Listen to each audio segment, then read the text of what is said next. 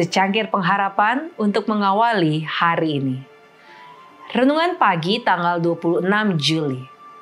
Hindari dosa pasca trauma. Yohanes 1 ayat 29 berfirman, pada keesokan harinya, Yohanes melihat Yesus datang kepadanya.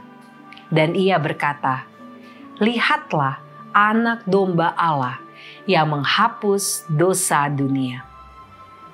Gangguan stres pasca trauma adalah nama klinis yang diberikan kepada sindrom yang kita lihat ketika mereka yang hidup dalam krisis menderita perubahan sistem saraf secara permanen yang terus menghancurkan penderitanya lama setelah peluru-peluru perusaknya telah berhenti ditembakkan. Jack adalah tipikal veteran Vietnam tahun 80-an. Rambutnya sebahu, memerangi kelelahan dan sepatu boot, tatapan lebar dan sangat waspada. Peningkatan reaksi keterkejutan terhadap suara keras, tidak bisa duduk diam, isolasi sosial. Dia sudah memulai program pengobatan alkohol dan tetap sadar selama 3 tahun. Kemudian pada peringatan Tet 1968, ketika kompleks rumahnya diserbu oleh Viet Cong dan teman-temannya terbunuh, dia kambuh lagi karena minum hingga hampir tidak sadar lagi. Berharap hal itu akan membunuhnya dan membunuh ingatannya.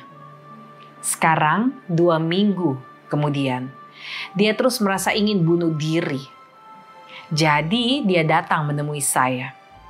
Ia membahas secara detail tentang kehilangan sahabatnya yang meninggal dalam pelukannya. Kehancuran yang mereka timbulkan di sebuah desa yang dikenal sebagai pelabuhan utara militer Vietnam.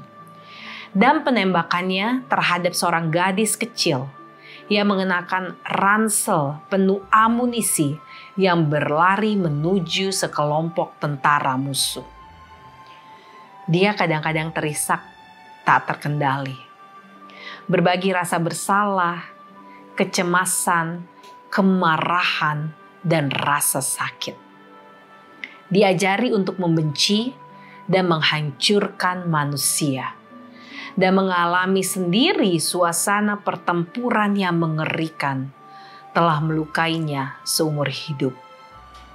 Dia menghindari kontak dengan sebagian besar masyarakat.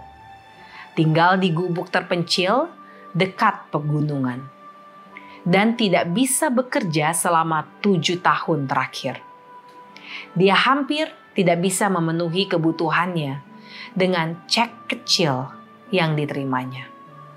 Saya bersikeras agar dia mulai menghadiri Alcoholics Anonymous lagi dan meresepkan obat untuk mengangkat beban depresinya dan membantunya tidur tanpa dibangunkan dengan mimpi buruk yang terasa nyata. Seperti veteran yang terkepung pertempuran, sistem saraf kita juga demikian diubah secara permanen oleh perjumpaan kita dengan dosa. Saat kita berpartisipasi dengan dosa, tidak ada jalan kembali untuk menghapus jejak pada neuron otak kita.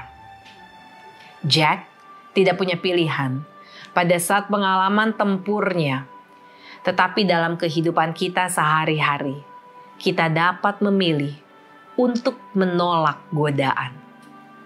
Dengan kekuatan Tuhan, kita bisa bergerak lebih dekat kepadanya setiap hari dan menutup pintu sedikit lebih rapat terhadap kejahatan.